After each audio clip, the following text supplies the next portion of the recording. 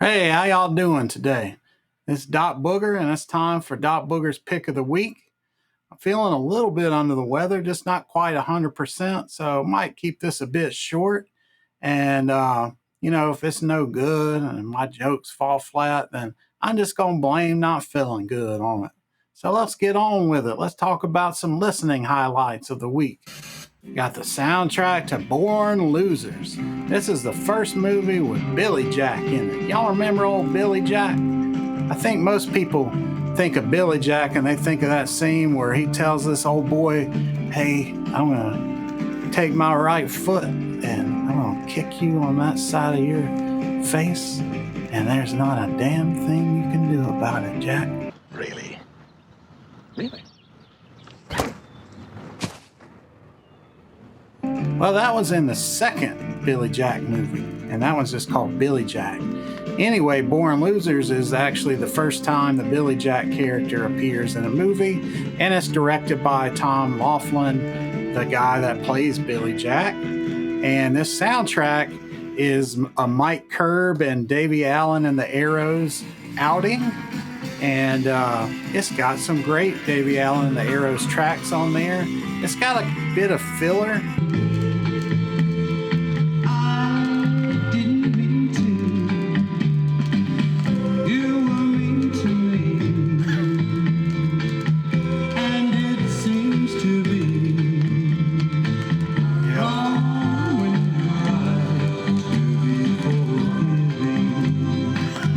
It's worth checking out for those few Davey Allen and the Arrows tracks. I think you can probably find them on the big Davey Allen and the Arrows compilation, though. So if you have that recent compilation, which I think is called Devil's Rumble, then you probably are going to have most of the best tracks off of this soundtrack. Then you got a compilation of Jean-Jacques Perrey's early Ondioline recordings, and I believe that most of the stuff on here was previously unreleased. Of course, Jean-Jacques Perrey is the Perrey of the legendary Perrey and Kingsley, and if you haven't heard of them, you got to go listen to it, Jack. Anyway, a lot of people think of Perrey and Kingsley and they think about the Moog synthesizer, which they did use the Moog synthesizer on a lot of their recordings. But a lot of people don't think about is that the Ondioline, this is an early synthesizer, was used just as prominently and even more prominently so on their early recordings by Jean-Jacques Perrey. And it's this weird early synth instrument, the vacuum tube bass, the key bed, you can kind of like move it left and right to bend the notes. And it's got all these weird timbres and whatnot. Anyway, side A is some unreleased tunes. A few of them are familiar because they were later recorded by Perrey and Kingsley. Like you got Barnyard and Orbit, which is a favorite of mine.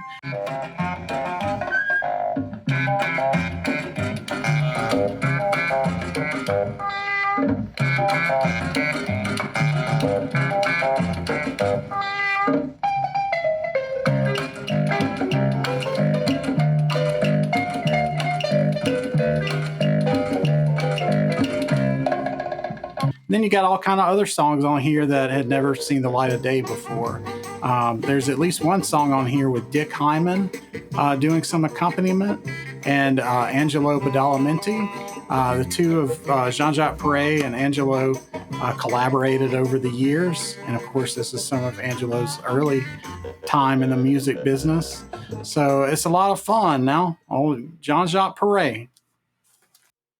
And we got Richard Einhorn's soundtrack to Shockwaves. Man, I saw this in the record store and knew that I had to have it, Jack. I've never seen old Shockwaves, but I remember these old boys. I seen scene from it. You remember that movie Meatballs 2? It's at a camp where all kind of hijinks are happening, like at a summer camp. And there's these little kids, and they befriend this little alien old boy. I guess he's supposed to be kind of like an uglier E.T.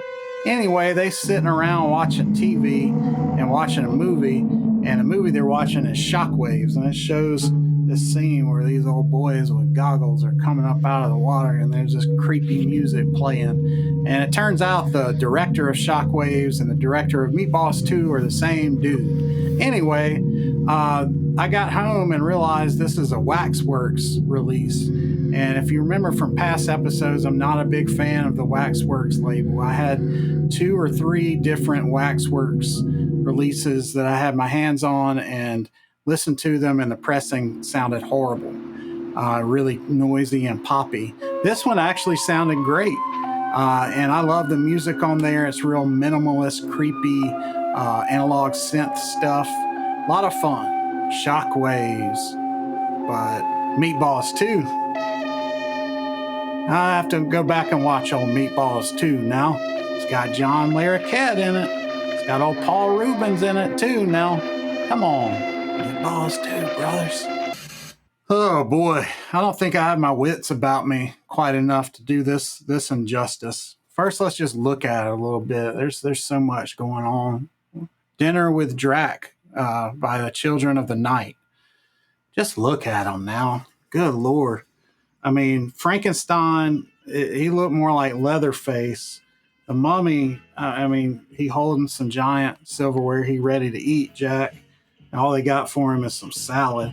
You got the Wolf Man look more like those Mexican wolf boys that, were doing the circus and whatnot. They used to put them on TV now and then. And old Dr. Jekyll, he looked more like Jesus with a bandage on his head. And this old boy over here, I don't know who that is. I think that's a wild man from Borneo or something. Anyway, they all getting together and making you some tunes now. As you can guess, this is a novelty record.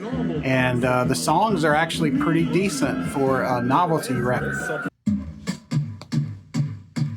Everybody clap your paws to the Wolfman on drums. Yeah.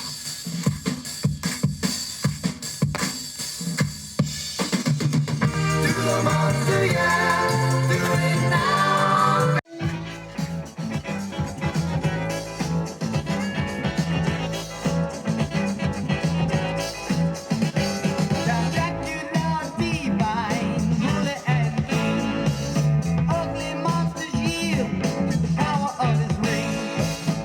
But in between those songs, you got lots of skits. And these old boys may be skilled musicians, but I don't think they passed drama class with high marks. My dear monster friend, our Halloween rock and roll party will begin precisely at midnight this Halloween Eve at Castle Dracula in Transylvania. Blues all mailman that way, and there was even postage due. The letter is from Count Dracula to the children of the night. I'm the mummy. I'm on my way to Dracula's party. I scare people. I was born 5,003 years ago. My daddy was a mummy too. Watch what happens when I walk up to somebody. Hi, I'm the mummy.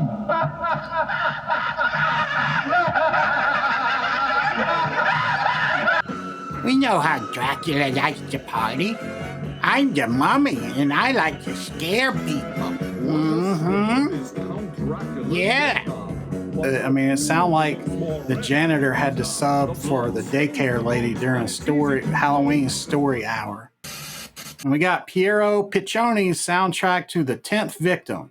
I've never seen this movie, The 10th Victim, but I watched the trailer, and boy, it looks crazy, Jack. It looks like a futuristic movie where old boys and old girls hunt down each other, trying to shoot each other, and the old girls are running around sometimes without too many clothes on their body. They're probably getting a little bit cold out there. And one old girl wearing a silver brassiere shoot some bullets out of her brassiere and kill an old boy. Man, this movie, it looked like more than a notion, Jack. A little bit much for my feeble mind to comprehend now, but I love this soundtrack. Old Piero Piccioni's laying it down. He's a highly regarded Italian film composer, pianist, organist. He's even a lawyer now. This one's a winner now. You need to go out and look at the 10th Victim soundtrack. Then we got a surf rock compilation from the early 60s called Beach Party. And, you can see on here prominently featured is Wipeout. And I saw that and I almost didn't buy this. I'm so sick of hearing Wipeout. Y'all know that song. Like, I could live 100 more years and never, ever want to hear that song unless it's the Fat Boys and Beach Boys one that they did in the 80s. That's a whole different ball game, Jack. You can give me that one any day of the week. Anyway, I uncovered some confusion with this compilation, and it's not the first time. Like, for instance, in the UK, you had Joe Meek and the Tornadoes. And in the US, you had the Tornadoes. Both of those groups were sort of surfy, guitar-oriented instrumental bands. And that name Collision is kind of confusing now because they're right around the same time. Well, turns out that this has the same sort of thing. So I told you it has Wipeout on there by the Surfaris. Now, the Surfaris had a hit song called Wipeout. That was sort of their breakthrough hit. And there's another band called the Surfaris. And so when the Surfaris that have the popular Wipeout song, when that song came out, there was already a band called the Surfaris doing surf rock instrumental stuff. And the Surfaris that had the Wipeout hit single forced the other Surfaris to change their name, and they changed their name to the original Surfaris.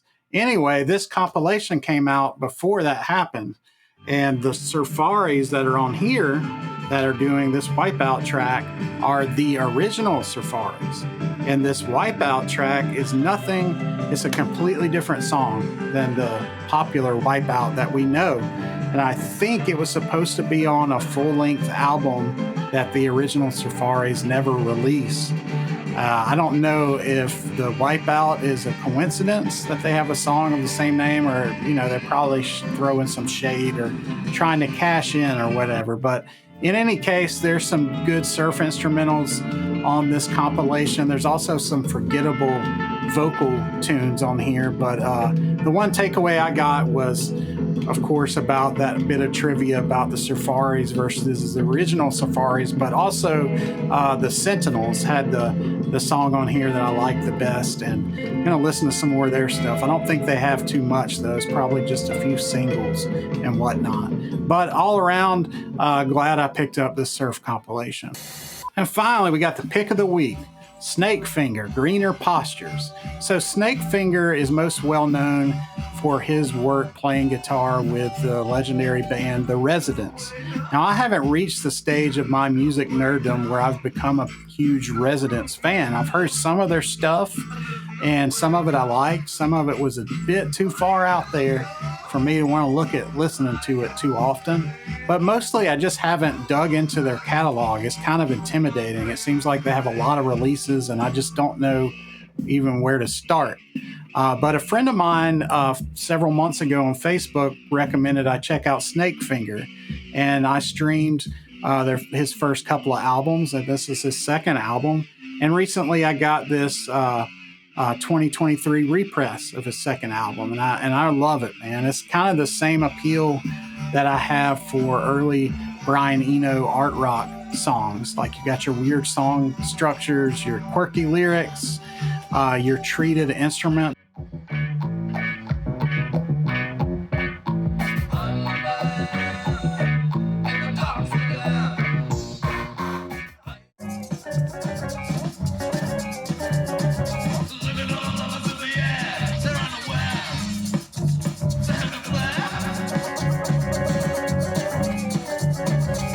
The track Trashing All the Loves of History on here has been stuck in my head all week. Guitar riff's so catchy and angular and sort of out. Anyway, this is full of great songs. Also love his first album, Chewing Hides the Sound. It's even got a cover of Kraftwerk's The Model. It's got a cover of a Morricone tune off of the Exorcist II soundtrack, which also happens to be my favorite track from that soundtrack. It's this heavy sort of acid rock sounding piece. And I'm going to follow up with some more Snakefinger, and finally I'm probably going to have my gateway into the Resonance catalog. I'll probably now start with stuff that Snakefinger played on and then go from there. That's all I got for you this week. Now get out there and do something nice for somebody. Help an old lady across the street or something. Help an old boy pick a pencil up off the ground. Say hi to your mama and them. Give them a hug for me. And y'all have a good one now.